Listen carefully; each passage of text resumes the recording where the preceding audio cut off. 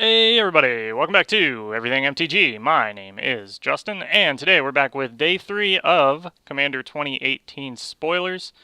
Last time we left off, things were getting a little too spicy for the pepper, and we're going to see if it continues on today with our new set of, I don't know, like 23 spoilers? It's like 2 more spoilers than the previous day every day. It's weird. So let's get right into it. We got Octopus Umbra, 3 and 2 blue for an enchantment aura, enchant creature. Enchanted creature has base power and toughness 8/8 and has whenever this creature attacks, you may tap target creature with power 8 or less, and totem armor. If you guys are not familiar with totem armor, if enchanted creature would be destroyed, instead remove all damage from it and destroy this aura. So that's a nice little replacement effect. I use it in my SRAM deck. It's honestly pretty legit. So I like that. Our next one is Hydra Omnivore. More Hydras. We're going straight up Hydra Tribal. 4 and 2 green for an 8/8 Hydra. This is a mythic rare. Whenever Hydra Omnivore deals combat damage to an opponent, it deals that much damage to each other opponent. Very reminiscent of the Saskia commander, where it would come in, you would choose an opponent to take damage whenever you dealt damage to any other opponent. So that's pretty cool. Nice little way to hit everybody, find that one weak link and get right in and hit them all, right? Screw everybody, right? Screw the world. So our next card is going to be Imperial Storm. Yeah, I want to make sure I have that right. It's 4 and double white for sorcery. When you cast this spell, copy it for each time you've cast your commander from the command zone this game. Create a 4/4 white angel creature token with flying. So this is, I think this is almost rounding out our, copy it for how many times you've cast your commander cycle here. I don't know if they're going to have more. I don't know. They're looking pretty good, though. I like them. Give me 1 second. Sorry. Getting a little parched. Our next card is Spawning Grounds. 6 and double green for an enchantment. Enchant Land. Enchanted Land has tap. Create a 5/5 green beast creature token with trample. Not bad. Pretty expensive effect. 8. I mean, there's not a lot of land destruction going on, unless people want to purposely be playing it. And typically they're not going to destroy land like a basic land, so if you put this on a basic land, it makes it kind of a bad target. But for 8, pretty late game play.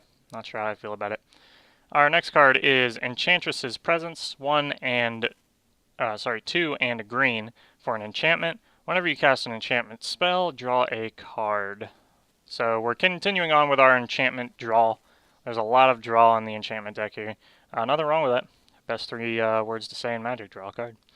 Next card is Finest Hour. 2, a green, a white, and a blue for an enchantment with Exalted.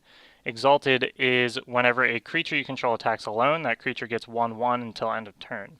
So whenever a creature you control attacks alone, if it's the first combat phase of the turn, untap that creature.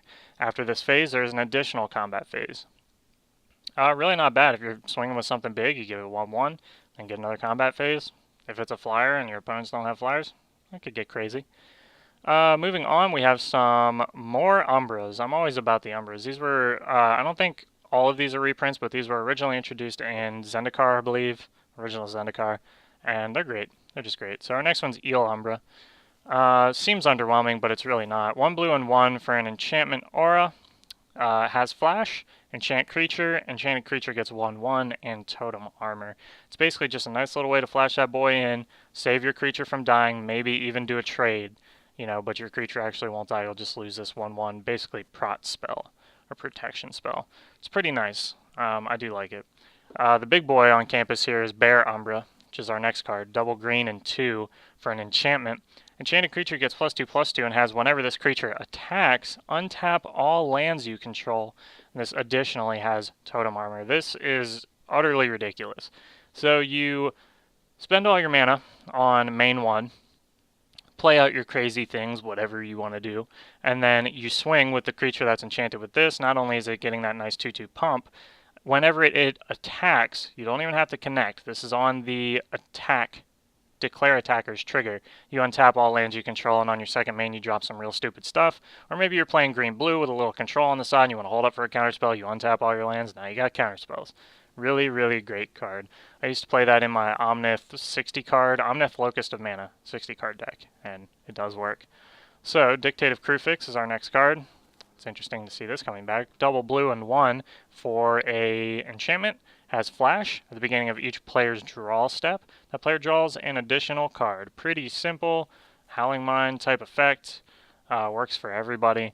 Has flash if you want to flash it in on the end of your opponent's step, so you get, first value off of it. It's pretty cool. Fairly cheap as well, 3-drop. Heavy blue though. Let's see our next card. Heavenly Blade Master. This one's very interesting. 5 and a white for a 3/6 angel. Has flying and double strike. When Heavenly Blade Master enters the battlefield, you may attach any number of auras and equipment you control to it. Other creatures you control get 1/1 for each aura and equipment attached to Heavenly Blade Master. It's basically like a lord for an equipment deck. It's a really, really strange. I'd consider putting that in my SRAM Tron commander deck, but as you guys are probably familiar with Tron, there's not a lot of creatures. So this really wouldn't benefit much other than it's a 6-drop 3/6 with flying and double strike that gets pumped. Seems alright, but I don't think it would fit into SRAM, but you can definitely make it fit into something. Turn Timber Sower is our next card. It's 2 and a green for a 3/3 elf druid. Whenever one or more land cards are put into your graveyard from anywhere, create a 0/1 green plant creature token. You can pay green, sacrifice 3 creatures, and return target land card from your graveyard to your hand. Nice little supplementary effect, but the trigger is where I see the problem. Whenever one or more land cards are put into your graveyard from anywhere, you get a 0/1 green plant creature token. 1 or more. So if somebody destroys 1 land at a time, you're good to go. But if you have to do an effect and it makes you sacrifice 3 lands in one go, you're only getting 1 0/1 green plant, which creates a problem for the secondary effect, which is green sack 3 to return the land from your graveyard to your hand. I don't know. I'm not great on that one. Excuse me. Next card is Castilla the Cultivator. She was one of the headlining art cards for this set. It's 1, a green, a white, and a blue for a 4/4 legendary enchantment creature nymph. Has Bestow for 3, a green, a white, and a blue, which is, if you cast this card for its Bestow cost, it's an aura spell with enchant creature. It becomes a creature again if it's not attached to a creature. It gives the enchanted creature 4/4, +4/+4, and whenever an enchanted creature or enchantment creature you control attacks, draw a card. Very good for card draw. I mean, I guess it would be very good on its own. It's a 4-drop 4/4 that lets you draw cards. Seems fine to me. I mean, the Bestow thing, it's probably the way you're going to want to play it, but it's really expensive at 6. Our next card, I like this card. I like it a lot. Eric's Mythes, I'm butchering this. Eric's Mythes, Slumbering Isle. 2, a green and a blue for a 12/12 legendary Kraken. Release the Kraken. Eric's Mythes, Slumbering Isle enters the battlefield tapped with 5 slumber counters on it. As long as Eric's Mythes, yeah, you guys can hate me for that, has a slumber counter on it, it's a land. It's not a creature. Whenever you cast a spell, you may remove a slumber counter from him, and he can tap to add green and blue to your mana pool. So he comes in as basically a dual land, but it taps for 2, so it's kind of like a Ravnica bounce land, except it doesn't bounce anything. So basically he costs 2 colorless to cast, because you're going to end up getting that 2 back. And then he kind of has like a Thing in the Ice effect, where every time you cast a spell, you take a thing off. And then eventually he turns into a 12/12, so he's like a 4-drop 12/12, not bad. I mean, I think it's pretty awesome, and honestly, the art looks super cool. Scurry. Moving on to our next card, we have Estrade's Invocation. For 2 and a blue, you get an enchantment. You may have Estrade's Invocation enter the battlefield as a copy of any enchantment you control, except it gains. At the beginning of your upkeep, you may exile this enchantment. If you do, return it to the battlefield under its owner's control. Not bad. Little blink action. We all know what that does. To Vasa the Sunlit is green, white, and blue for a 1/1 legendary creature Merfolk Shaman. Try saying that 3 times fast. To Vasa the Sunlit gets +1/+1 for each enchantment you control. And whenever you cast your first enchantment spell each turn, can you guys guess it? You draw a card. More card draw. Bant Enchantment's going to be drawing cards all day. Hope you guys are into drawing cards, because that's your main thing right there. Next card is Bruno, Light of Alabaster, seeing a reprint.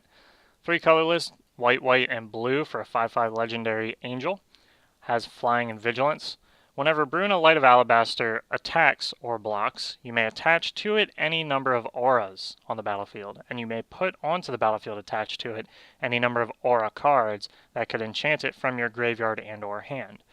So, whenever she attacks or blocks, she takes all the auras on the board and puts them on her, including ones that your opponents control. You don't have to control these. It takes all of them and puts them on her, which is great.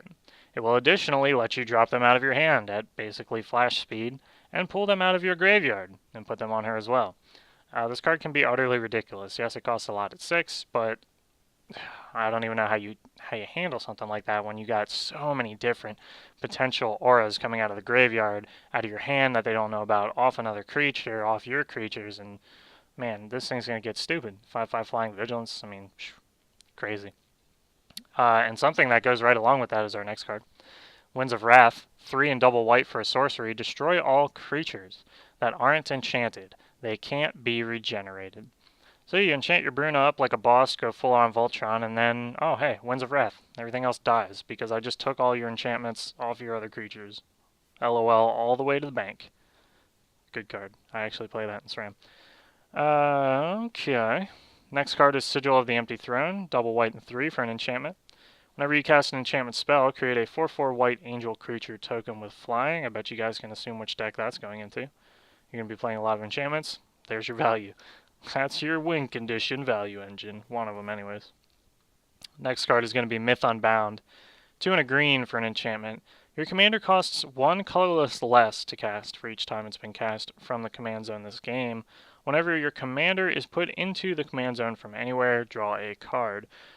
Nice little effect for when your commander dies. It's not a completely feel-bad moment. You'll draw a card. Additionally, it basically cuts the commander tax in half every time it dies. So, you know, it dies the first time. Instead of having to pay 2 extra, you pay 1. Dies the second time. Instead of having to pay 4 extra, you pay 2. Not bad. I like it. It's only in green, though, so it's kind of very specific for that color. It's unfortunate, but it's good. Next card is Entreat the Dead. Didn't think we'd be seeing miracles come back, but here they are. It is 3 black and double X for a sorcery. Return X target creature cards from your graveyard to the battlefield. Powerful effect, kind of expensive. Until you look at the miracle cost, which is black, black, and X instead of the triple black and double X. A miracle is you may cast the card for its miracle cost when you draw it, if it's the first card you drew this turn.